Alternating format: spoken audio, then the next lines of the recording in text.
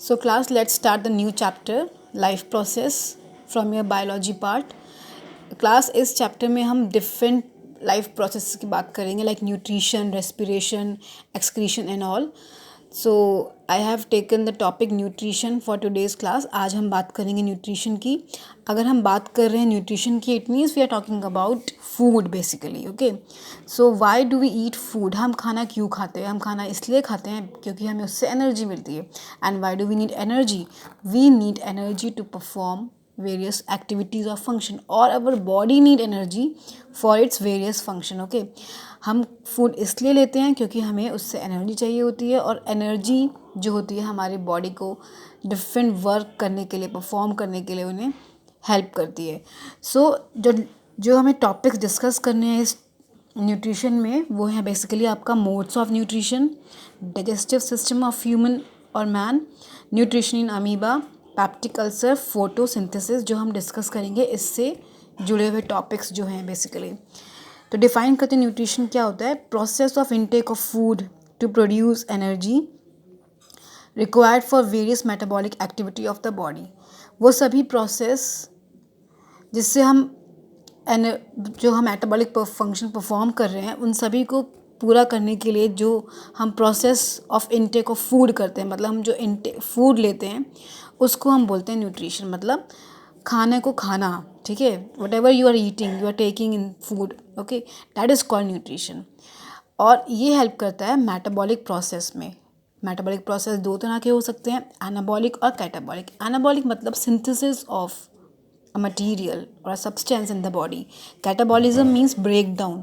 तो कोई भी चीज़ अगर बॉडी के अंदर बन रही है, कोई भी सब्सटेंस फॉर्म हो रहा है जो कि हमारी लाइफ के लिए बहुत इम्पॉर्टेंट है, उसका बनना या उसका ब्रेक होना, दोनों को मिला के हम एक वर्ड बनाते हैं मेटाबॉलिज्म. तो मेटाबॉलिज्म के लिए बहुत ज़रूरी है आपका एनर्जी का होना, और एनर्जी हमें कहाँ से मिलती है? फूड से. तो न्यूट्रिशन से हमें एनर्जी मिलेगी basically. So food that we eat contain nutrients, और जो भी हम फूड खाते हैं उसमें पर्टिकुलर टाइप का कोई न्यूट्रिएंट होता है. It can be carbohydrates, proteins, vitamins, roughage, minerals, fats. तो ये सब वो न्यूट्रिएंट्स हैं जो हमें वेरियस फूड पार्टिकल्स में मिलते हैं, सब्सटेंसेस में मिलते हैं, जो कि हमारी डेली रिक्वायरमेंट होती है, और ये बहुत ज़रूरी है हमारी बॉडी के लिए. तो आपने ये पढ़ा होगा पहले प्रीवियस क्लासेस में. And now let's talk about types of nutrition. There are two types basically: autotrophic nutrition, first one, and the heterotrophic nutrition. Class, auto means self, trophic means process of making food. So वो organism जो अपना खाना खुद से prepare करते हैं उनको हम बोलते हैं autotrophs. Basically organism which can make its food with the help of organic substances, with the help of the process of photosynthesis, like all green plants, they are autotrophs, and the process is called autotrophic nutrition. Now next one is heterotrophic nutrition. और heterotrophs वो organism जो अपना खाना खुद से prepare नहीं कर सकते बट दूसरे ऑर्गेनिज़म से फूड लेते हैं, उनको हम बोलते हैं हेटरोट्रॉप्स. और वो प्रोसेस जिससे वो ऐसा करते हैं means the organism which cannot make its own food because they lack chlorophyll, so they are called as autotrophs, and this process is called autotrophic nutrition. All non-green plant and animal class. green plants ये process क्यों कर पाते हैं? because they have a pigment called chlorophyll. okay, chlorophyll की वजह से वो ये प्रोसेस कर सकते हैं, बट जो नॉन ग्रीन प्लांट्स है वो ये प्रोसेस नहीं कर सकते because they don't have chlorophyll in them. So they use heterotrophic mode of nutrition. Okay, now next is heterotrophs. भी तीन तरह से हो सकते हैं class. Okay, they can show different modes of obtaining food. it can be parasitic or we can say parasites organisms हैं ये, saprotrophs और saprophytes, और show holozoic mode of nutrition. so saprophytes की पहले हम बात करते हैं. they are the organism that feed on dead and decaying matter. वो ऑर्गेनिज्म जो डेड डिकेइंग मैटर से अपना फूड लेते हो उनको हम सेप्रोट्रोप्स बोलते हैं, और या सेप्रोफिलिक न्यूट्रिशन बोल सकते हैं इसको. For example fungi. ओके, एक एंजाइम सिक्रीट करते हैं ये और अपने अपने बॉडी पार्ट से और किसी भी सब्सटेंस को जो डेड डीके होता है उसको कन्वर्ट करते हैं कॉम्प्लेक्स से सिंपल में और फिर उसको इनटेक कर लेते हैं. This is the simplest way of taking food. It's a heterotrophic mode. Okay, तो इसको हम बोल सकते हैं कि सेप्रोफिटिक ऑर्गेनिज्म है या सेप्रोफिटिक मोड है इसका न्यूट्रिशन का. सेप्रो मीन्स रॉटन, सड़े हुए चीज़ से अपना फूड और न्यूट्रिशन इनटेक कर रहा है. Okay, parasitic mode. Okay, parasite वो होता है या तो कोई होस्ट पे या होस्ट के अंदर रहे और अपना फूड ले. ऑर्गेनिज्म दैट लिव इन और on the surface of other organism to fulfil their nutritional requirement. एक ऐसा ऑर्गेनिज्म या तो वो किसी होस्ट दूसरे ऑर्गेनिज्म के अंदर रह के अपना न्यूट्रिशन ले रहा है या उसके ऊपर रह के न्यूट्रिशन ले रहा है. Okay, like you can say here example के लिए हम बात कर सकते हैं ई कोलाई बैक्टीरिया. ये हमारे इंटेस्टाइन में रहता है, हमारे बॉडी के अंदर, ह्यूमन बींग्स में. और लाइसिस की बात करें, आपने देखा होगा जूं होती है कुछ लोगों के सर में, और बेसिकली वो क्या करती है, हमारे बॉडी से हमारा ब्लड सक करती है. जो ब्लड है हमारा वो उनके लिए उनका फूड है.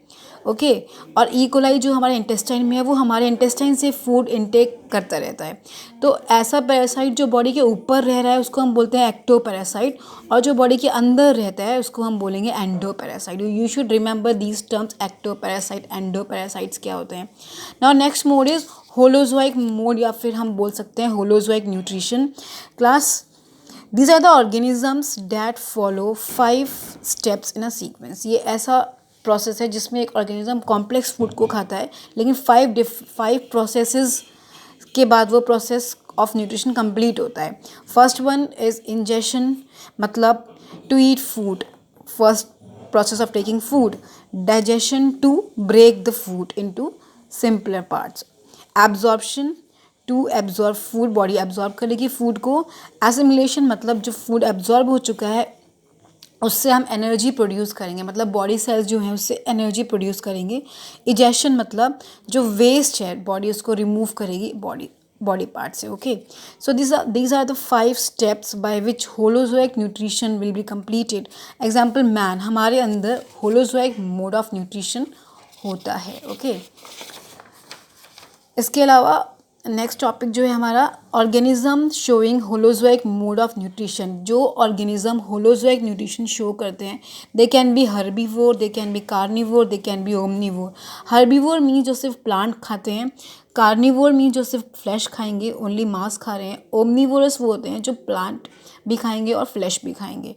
ओके, सो अब हम बात करेंगे हमारे डाइजेस्टिव सिस्टम की, मैन के डाइजेस्टिव सिस्टम की. बेसिकली पहली बात, जो मैन है वो हेटरोट्रोप्स होते हैं, they can not make their own food and they show which mode, holozoic mode of nutrition. Okay, digestive system of man is divided into 2 parts. 2 parts में हमारा जो सिस्टम है डाइजेशन का वो डिवाइड होता है. एक तो एलिमेंट्री कैनाल होती है और दूसरा इससे जुड़े हुए ग्लैंड्स होते हैं. एलिमेंट्री कैनाल की अगर मैं बात करूं, एलिमेंट्री कैनाल जो होती है कम से कम 9 मीटर लॉन्ग होती है, starting from mouth and at anus. Okay, तो 9 मीटर लॉन्ग एक ट्यूब होती है जो हमारे माउथ से, मतलब हमारे मुंह से स्टार्ट होती है और एनस तक एंड होती है. Okay, last part of the alimentary canal. First part mouth, esophagus, stomach, small intestine, large intestine and anus. This is the complete sequence of alimentary canal starting from the mouth ending from to the anus. buccal cavity भी बोल सकते हो mouth को. Food pipe, esophagus, stomach को हम जे shaped organ के नाम से भी जानते हैं.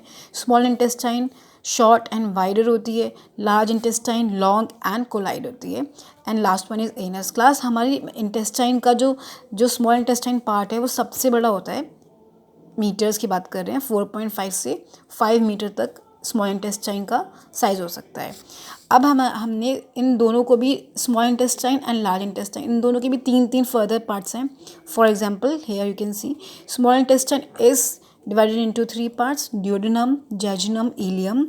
We will discuss about the function of these in the next video. And large intestine, cecum, colon, rectum. Okay, so this is all about the intestine or the alimentary canal, and I will discuss about the glands and the process of this nutrition in the next video.